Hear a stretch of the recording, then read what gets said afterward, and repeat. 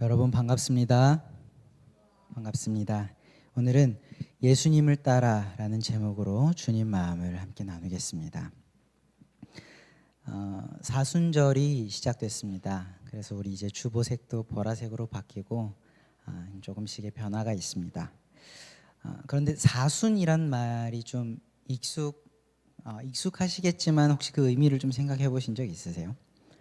한자로는 넉사자에 열순자를 써서 40이란 뜻인데, 사순절이란 건 그 40일의 기간을 의미하는데, 그 부활주일 전까지 주일을 제외한 40일의 기간을 우리는 교회력으로 사순절이라고 지킵니다.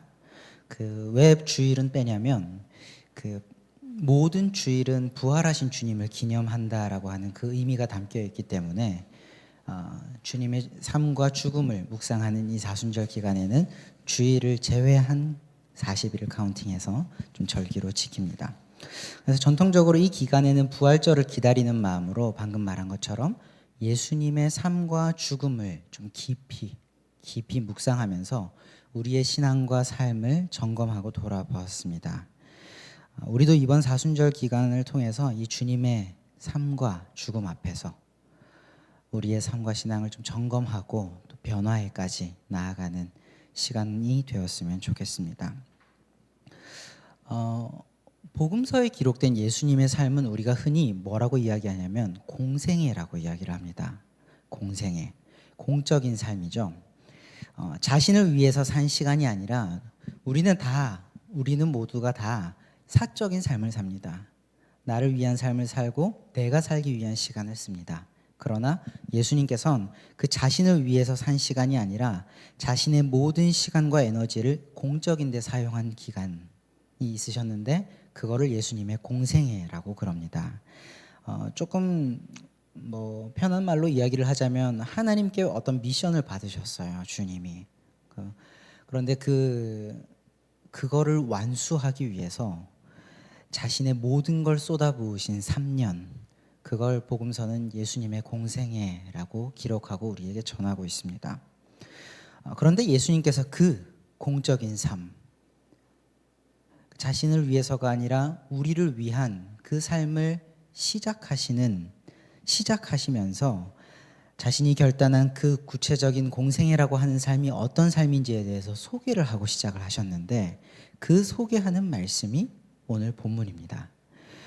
이사야의 말씀을 인용하면서 앞으로 내가 결단한, 그리고 내가 3년간 살아갈 삶은 이런 삶이 될 것이다 라고 말씀해 주셨는데, 그 내용이 오늘 본문이라 그랬습니다. 제가 오늘 본문을 좀 다시 한번 읽어보겠습니다. 주의 성령이 내게 임하셨으니 이는 가난한 자에게 복음을 전하게 하시려고 내게 기름을 부으시고 나를 보내사 포로된 자에게 자유를, 눈먼 자에게 다시 보게 함을 전파하며 눌린 자를 자유롭게 하고 주의 은혜를 전파하게 하려 하심이라. 주님께서 회당에서 이 말씀을 읽으시면서 그리 선언하셨습니다. 예수님께서 이 말씀을 통해 자신의 삶이 크게 세 가지 방향을 가질 거다라고 이렇게 이야기를 하셨는데, 그 일종의 예수님의, 우리로 치면은 그 목사님들의 취임 설교 같은 겁니다. 부임을 해서 제가 앞으로 이 교회에 부임하여서 몇 년이 될지 모르겠지만 하게 될 것입니다. 그런데 이 사역을 하는 동안 저는 이런 방향으로 여러분들을 하나님께로, 예수님께로 인도할 것입니다 라고 이렇게 설교 말씀으로 보통 취임 설교라고 해서 전하는 경우들이 많죠. 마치 그런 겁니다. 예수님도 그 공적인 삶, 나의 공적인 삶이, 하나님을 향한 내 공적인 삶이 이런 모양을 가질 것이다 라고 구체적으로 얘기를 해주신 겁니다. 크게 세 가지 방향이라고 했는데, 첫 번째는 가난한 자에게 복음을 전할 것이다 라고 하셨고, 가난한 자에게 복음을 전할 것이다 라고 하셨고, 두 번째는 포로되고 눌린 자에게 자유를 줄 것이다, 그리고 세 번째는 눈먼 자들은 내가 다시 보게 할 것이다 라고 말씀해 주셨습니다. 이 세 가지 방향성을 좀 하나하나 좀 다시 묵상해 보려고 합니다. 첫째로 예수님께서는 자신의 삶이 누구에게냐면 가난한 자에게 복음을 전하는 삶이 될 거라고 선언하셨습니다. 예수님은 자신의 삶이 앞으로 내 삶은 가난한 자에게 복음을 전하는 삶이 될 거다라고 말씀하셨습니다.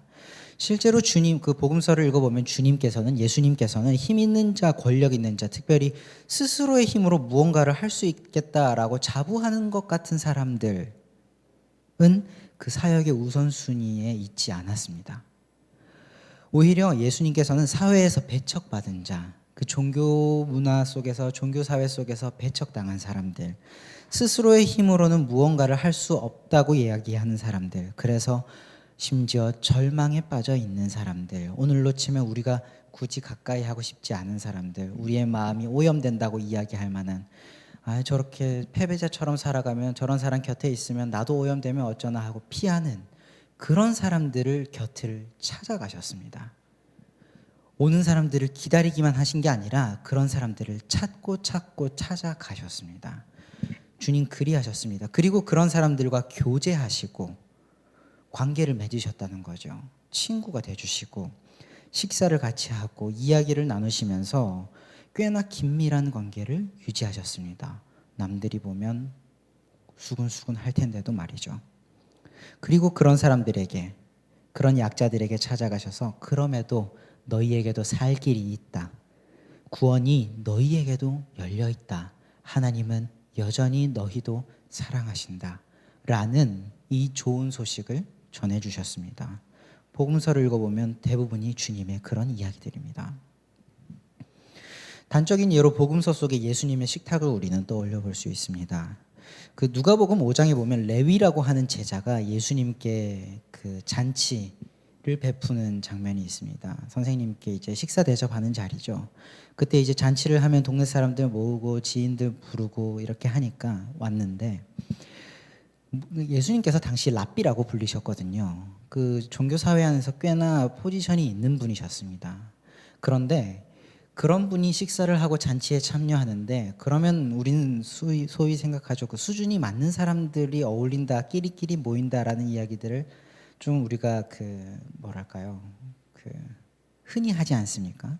그러니까 예수님도 그 정도 지위를 좀 가지고 있으신 분 정도면 주변에 앉은 사람들이 그런 사람이었을 텐데, 이상하게 그 본문을 읽어보면 그날 그 식탁에 앉아 있는 사람들은 그 당시 유대 사회 속에서 매국노라고 비난받던 세리들이고 죄인들이었습니다. 그래서 그 종교 지도자, 거기에는 종교 지도자들, 권위 있는 사람들, 권력자들, 정치 지도자들, 이런 사람들이 단 한 명도 없었습니다. 그래서 바리새인들은 그날 예수님을 향해서 어찌 당신은 유대인이면서 하나님의 백성이면서 거룩한 백성이면서 랍비라고 하는 사람이면서 죄인과 세리들과 함께 식탁을 가질 수 있습니까? 라고 비방하는 이야기들을 합니다. 그런데 예수님께서는 아랑곳하지 않고 늘 그들 곁에 머무셨습니다. 그들이 뭐라 말하든 말든 그냥 그 식탁에 앉은 죄인과 세리들과 교제하고 그냥 그들과 즐거운 시간을 나누셨습니다. 주님의 이러한 삶에 비추어서 이 사순절 기간에 우리의 모습을 한번 좀 돌아보면 좋겠습니다. 정도와 방법의 차이는 있겠지만 사람은 본능적으로 힘 있는 사람, 특별히 내게 이익을 끼칠 수 있을 만한 사람들 가까이 서기를 원합니다. 그리고 그들의 귀를 즐겁게 하기를 원합니다. 반면에 나에게 아무런 이익을 줄 수 없는 사람, 오히려 내 것을 나누어 주어야 하는 사람들에게는 우리는 쉽게 쓴소리하고 또 무관심으로 일관하기 일쑤입니다. 우리에게는 사실 정직하게 우리의 모습을 돌아보면 예수님의 삶과 상반된 모습들이 많이 있습니다. 그러니 이 주님의 삶 앞에서 우리의 삶이 좀 변화됐으면 좋겠습니다. 나에게 도움을 줄 사람, 나에게 이익을 줄 사람을 찾는 그 탐욕의 본능은 우리가 이 사순절 기간에 십자가에 잠시 못 박고, 잠시가 아니죠, 영원히 못 박아버리고 내가 도울 수 있는 사람, 내가 무언가를 나누어 줄 수 있는 사람을 찾는 그 주님의 마음으로 우리가 우리 주변을 좀 바라보았으면 좋겠습니다. 그 주님의 시선을 우리가 좀 가질 수 있었으면 좋겠습니다. 그래서 이번 한 주는 최소 한 번 이상은 구체적인 도움이나 호의를 여러분들의 관계 속에서, 여러분들의 현장 속에서 좀 베풀어 보았으면 좋겠습니다. 내일 아니어도 조금 거들어주고, 조금 위로가 필요한 사람이 눈에 보이면 뭐 선배한테 깨졌든, 프로젝트에서 실수를 했든, 뭐 개강 때문에 마음이 많이 무거워하든, 뭐 여러 사람이 있지 않겠습니까? 도움이 좀 필요한 사람들이 있으면 그냥 모른 척 그 사람 책상에 슬쩍 커피 한 잔 올려주고 올 수 있는 그런 이 작은 사랑의 실천들로 이 사순절 기간을 좀 출발해 보면 좋겠습니다. 두 번째는 예수님께서는 자신의 삶이 포로되고 억눌린 자들에게 자유를 주는 삶이 될 것이다 라고 선언하셨습니다. 포로되고 억눌린 자들에게 자유를 주는 삶이 될 것이다 라고 주님 선언하셨습니다. 실제로 주님은 많은 억압으로부터 사람들을 자유롭게 하셨습니다. 문화와 관습이 만든 올무가 사람들을 옥매었습니다. 또 타인의 시선과 규범이 만들어낸 올무도 사람들을 많이 얽매였습니다. 심지어 스스로 겪었던 경험과 스스로 만들어낸 편견들, 그런 올무들도 많은 사람들을 얽매고 있었습니다. 그건 예나 지금이나 동일합니다. 어쩌면 우리도 많은 그 올무들에 매여 있을지 모릅니다.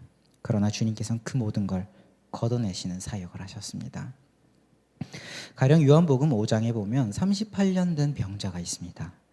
이 사람은 미신적인 전설이랑 자기 패배의식에 찌들어서 그냥 수동적으로 병이 낫기를 요행처럼 바라며 38년을 누워 있었던 사람입니다. 얽매여 있었던 겁니다. 미신에, 자기 패배의식에. 그런데 예수님께서는 그에게 찾아가셔서 뭐 이렇게 세우신 것도 아니고 너 자리에서 일어나서 걸어가라라고 주체적으로 그를 걷게 하시는데, 그 말씀이 권위 있었고 그 말씀에 성령의 능력이 임했습니다. 이 38년 된 병자는 그날 삶의 방식이 달라졌습니다. 요행을 바라던 그 억압 속에서 벗어나서 이제는 주체적으로 자기 다리로 걸어서 일어나서 걸어가는 그런 삶의 변화를 경험하게 됩니다. 자유롭게 하신 것이죠. 또 요한복음 8장에 보면 간음하다가 현장에서 잡힌 여인이 등장합니다. 예수님 덕에 이 여인은 사회 문화가 만들어낸 오해의 억압을 풀어버렸습니다. 또 누가복음 6장에 보면 안식일에 병을 고치시는 사건이 있는데, 예수님께서는 이 사건을 통해서 사람들에게 화석화된 율법주의라고 하는 그 올무를 또 다 벗겨주셨습니다. 왜냐하면 사람들이 이 율법 화석화, 의미를 상실한 형식적으로 지켜지는 그 율법 때문에 병든 사람도 고치지 못하고 양 한 마리 제대로 건져내지 못해서 전전긍긍하며 불필요한 억압과 피해 속에서 살아가고 있는 사람들에게 하나님께서 안식일을 왜 만드셨냐? 사람들을 사랑하셔서 사람들을 쉬게 하시려고 만들어주신 게 아니냐라고 하시면서 그 생명을 살리려고 하시는 하나님의 뜻이 이 율법의 의도다라고 가르쳐 주시는 그 가르침을 통해서 많은 사람들의 그릇된 인식들을 다 벗겨주셨습니다. 그리고 복음서 곳곳에서 만난 그 숱한 사람들을 어떤 조건도 없이 먼저 용서하고 먼저 사랑하셨습니다. 조건 없이. 만약에 조건부로 사랑하셨다면 그건 또 다른 억압이 되었을 겁니다. 너 이런 율법들을 다 지켜와라. 그러면 내가 널 사랑하겠다 하면 그 율법은 또한 그에게 억압이 됐을 겁니다. 그래서 주님은 율법을 먼저 주지 않으시고 먼저 그냥 사랑하신 겁니다. 그리고 그가 그 사랑에 감격하여 보답하는 마음으로 이 하나님의 법들을 지키며 살게끔 기다리시는 겁니다. 주님의 사역이 이렇게 포로되고 억눌린 자들에게 자유를 주시는 그런 사역이었습니다. 그런 삶이었습니다. 이런 주님의 삶에 비추어 우리 삶을 또 한 번 점검해 보았으면 좋겠습니다. 우리가 두 번째로 점검할 점은 이런 겁니다. 우리는 누군가에게 자유를 주는 사람입니까? 아니면 누군가를 억압하는 사람입니까? 여러분은 타인을 억압하지는 않는다고 생각하십니까? 그러나 우리는 알게 모르게, 생각보다 알게 모르게 다른 사람들을 꽤나 억압하고 있습니다. 단적인 예로 이런 겁니다. 이게 사실 이 파트는 좀 이야기할 깊이가 좀 있는 부분이어서 풀어서 이야기하면 너무 오래 걸려서 좀 간략하게만 다룰 테니 한번 요 이야기들은 조금 집에 가셔서 한번 다시 좀 곰곰이 묵상해 보시면 좋겠습니다. 그 예가 다 가령 이런 게 있습니다. 나는 이런 사람이 좋고 저런 사람은 싫어라고 우리가 타인에게 이야기를 한다고 생각해 보겠습니다. 우리 친구들끼리 이야기하면서 종종 그런 얘기 하잖아요. 나는 이런 사람은 좋아하고 이런 사람은 싫어. 그래서 이런 경우에는 나 손절을 치고 뭐 이런 경우에는 되게 관계를 끈끈하게 유지하고 이런 얘기들을 자기 어필처럼 왕왕합니다. 그런데 우리가 이 말을 하면 상대방이 나를 소중하게 여기는 사람이면 그 상대방은 내 기준에 맞추기 위해서 그 사람의 어떤 행동 양식의 변화가 생깁니다. 우리가 일상적인 수준에서의 일어나는 요 정도 일들은 문제가 없습니다. 사실 충분히 할 수 있는 이야기고 또 필요한 이야기일 때가 많습니다. 그러나 이것이 쌓이고 강도가 강해지면 그거는 또 다른 억압이고 숨막히는 관계가 됩니다. 핵심은 이야기할 게 좀 많거든요. 그러니까 한번 집에 가서 잘 다시 좀 복기하면서 좀 곰곰이 묵상해 보셨으면 좋겠습니다. 핵심은 우리가 생각보다 많은 올무와 같은 기준들을 관계 상호 속에서 양산해내면서 살아가고 있다라는 겁니다. 이건 건전한 자기 표현이랑은 재질이 좀 다른 것들을 이야기합니다. 아무쪼록. 그러니 주님의 삶을 기억하면서 이젠 우리의 삶이 좀 변화됐으면 좋겠습니다. 나는 이런 사람이 좋으니 너는 그런 사람이 되어라 라는 억압은 우리가 좀 내려놓았으면 좋겠습니다. 상대를 재단하려기보다는 상대의 모습을 있는 그대로 수용하고 좋아해 줄 수 있는 그런 포용성을 우리가 좀 가졌으면 좋겠습니다. 이거 어디서 많이 들어본 거죠? 상대의 있는 모습 그대로를 수용하고 좋아해 줄 수 있는 하나님이 우리를 그리 대하십니다. 우리가 어떤 조건을 가지고 있든지 그저 우리를 무조건적으로 사랑하고 받아주시는 분이시 않습니까? 이 포용성이 사랑입니다. 이 수용성이 사랑입니다. 그리고 타인에게 무언가를 말할 때 무엇이 내게 더 큰 만족을 줄까를 막 고민하면서 그 마음의 근거에서 타인에게 뭐 어떤 한마디를 던지는 게 아니라 이 사람에게 정말로 유익한 게 뭘까? 어떻게 하면 이 사람에게 더 유익할까? 어떻게 하면 이 사람이 좀 더 마음의 만족과 행복감을 느낄 수 있을까라고 하는 그 마음에 기반해서 우리가 한마디를 건넬 수 있는 사람들이 됐으면 좋겠습니다. 예수님처럼요. 이것이 사랑 아니겠습니까? 이번 한 주 사순절 우리는 이런 변화들에 도전을 좀 해봤으면 좋겠습니다. 그리고 마지막입니다. 세 번째, 예수님은 자신의 삶이 눈먼 자들을 다시 보게 하는 삶이 될 것이다 라고 선언하셨습니다. 이는 단순히 생물학적인 시력을 회복시켜 주시겠다는 걸 넘어서 왜곡된 시선을 바로잡아서 진리를 보게 하시겠다는 의미이기도 합니다. 왜곡된 시선을 바로잡아서 바르게 보게 하시겠다. 가령 누가복음 7장에 보면 예수님의 발을 씻긴 여인의 이야기가 등장합니다. 향유를 부어서 예수님의 발을 씻긴 여인의 이야기죠. 한날 바리새인 시몬의 집에 예수님과 그 제자들과 바리새인 시몬이 이렇게 함께 식사를 나누던 시간이 있었습니다. 그런데 한 성경 본문을 읽어보면 한 죄 지은 여자가라고 합니다.